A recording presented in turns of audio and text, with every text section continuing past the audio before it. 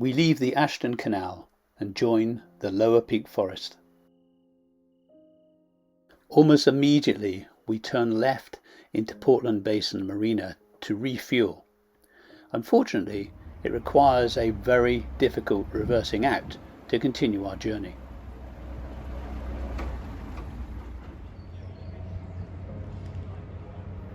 The Lower Peak Forest Canal is only 8 miles long, starting in Dukenfield in the north and finishing at the top of the Marple Flight.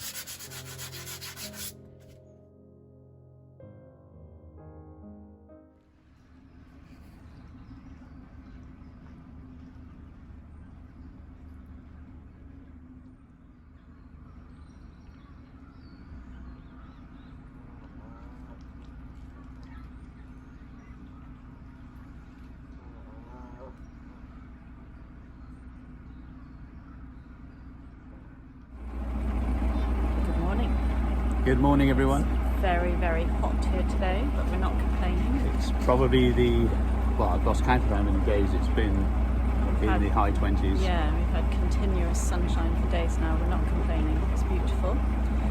But at least by moving, we're creating a little bit of a breeze, so we're staying slightly cooler, aren't we? Yeah. So we've just left mooring for a couple of nights outside of Hyde on the Peak Forest Canal. Today, relatively short journey, a couple of small tunnels, and we'll moor just above the Marple Flight. Below, below the Marple Flight. Just below, I keep saying that. I know, you should. We're going up again. We're going up the Marple Flight. So we came up from Manchester all the way up. On the Ashton, we were going up, and now we're going to go up again to the top of the world. Indeed. See you there.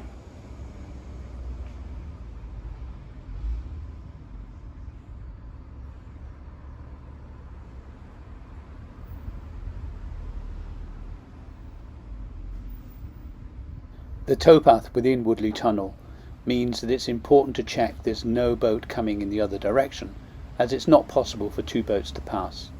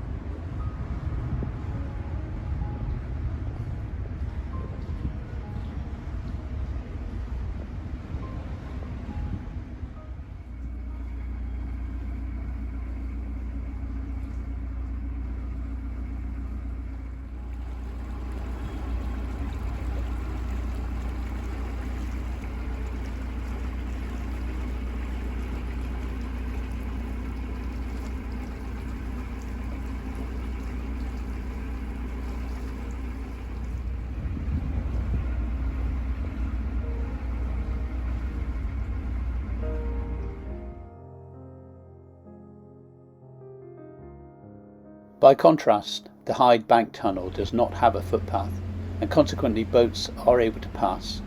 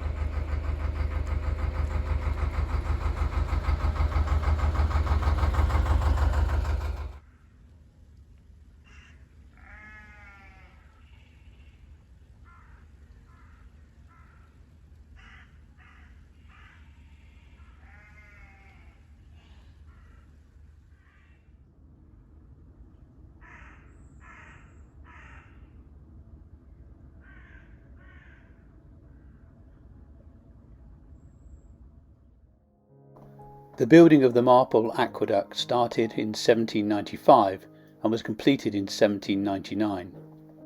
It crosses the River Goyt, is 105 yards long and stands 98 feet tall. This makes it the tallest aqueduct in England and the second tallest on the canal network behind the Pontycylla on the Llangollen. 7 men lost their lives during its construction. And when you look at this drop, you can see why. The aqueduct is Grade 1 listed, and it stands beside the even bigger rail viaduct built across the same river.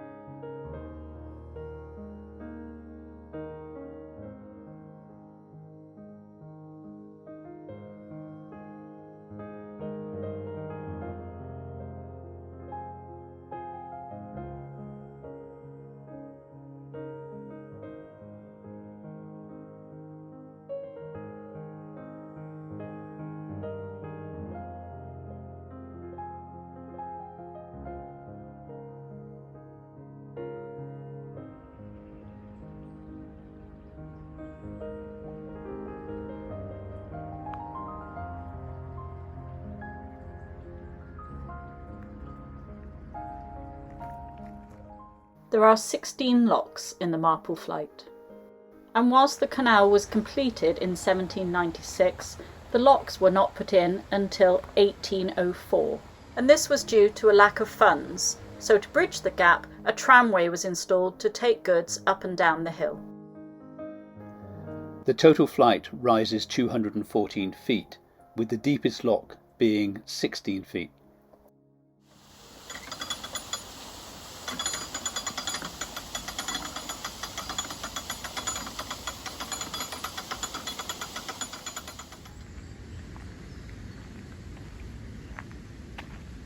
This is Pip grounded in the pound above lock 5 on the Marple Flight. I think we're just letting water through above, and she's trying to get herself moving now. She's now coming off. Yep, she's on her way.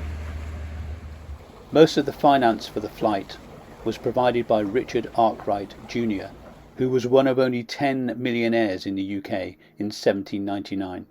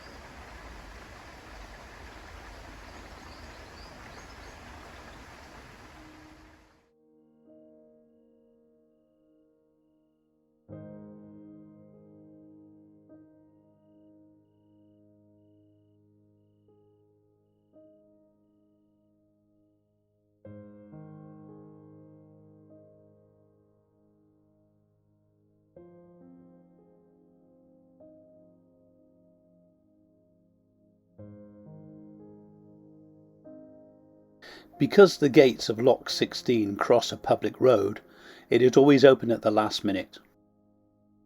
3 volunteer lock keepers were a great help coming up the flight. Just above the final lock we met this magnet fisherman who recently pulled a live hand grenade from the canal. As we make the turn at the top of the flight, we see the Macclesfield Canal to our right and we join the upper peak forest. We moor up just around the corner for a secret rendezvous to do something quite special. We'll tell you more about that in the future.